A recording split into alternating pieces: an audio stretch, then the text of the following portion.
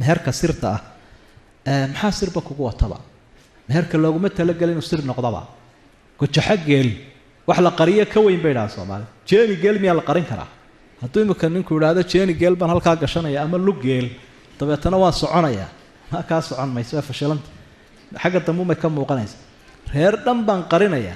inan dhan oo aabbo iyo hooyo iyo ehel soo korsaday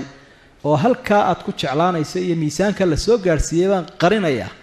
war waxaanu diidnay xoolaha in la xadaa la diiday dee dadka xadiistooduna ka daran bal ka waran haddii imika uu qof alaab yar kaa xado waad qaylinaysa ka qof dhan kaa xaday ka waran qof dhan kaa xaday inan dhaloo lagu soo tabco la soo kariyo heblaayo hebeloo loo han weyn yahay buu xaday oo uu xamaalay maya socon mayso inantu way tarmaysaa safaarad dhan weeye guurkeedu waa inuu official noqdaa si sharci ah oo caan ah aclinu nikaax buu nabigu leeyahay guurka muujiya marka geesinimo baa dhalinyaro idinka rabaa haddaa geesinimo muujisaan sodohda iyo sodoga way idinka adkaan haddaa fulaynimadaa ku jirtaanna guurku wuu idinku adkaana dabci maayo waxaa la doonayaa intoo soo heshiisaan idinkoo isafkarto arrinkiinii meel ku tiiriyey u soo badheedha inanta aabbaheeda iyo hooyadeed dabeetana inana waxaad leedahay aabbo iyo hooyo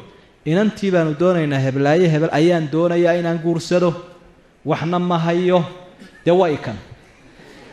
mid intaa yidhahda ma laydinka helaya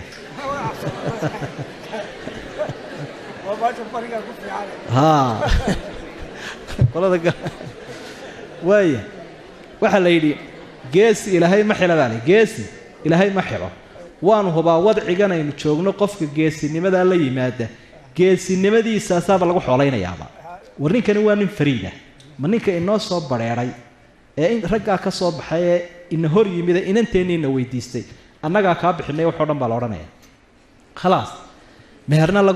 yarad laguguma le gabaati lagaama doonayo alaab lagaama doonayo imikaanu kuu meherinaynaa waayo imika waa la soo dhaafay waqtigii hablaha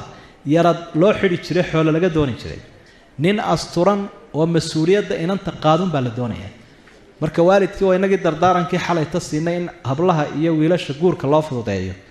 laakiin wiilasha iyo gabdhuhuna dhiiranaan ha la yimaadaan oo ha ka badheedhaan arrintaas annaguna haddaanu waalidka nahay waanu garab geli doonaayoo markaan u yarnay discount baan u samayn doonaa kharashkiisa waaya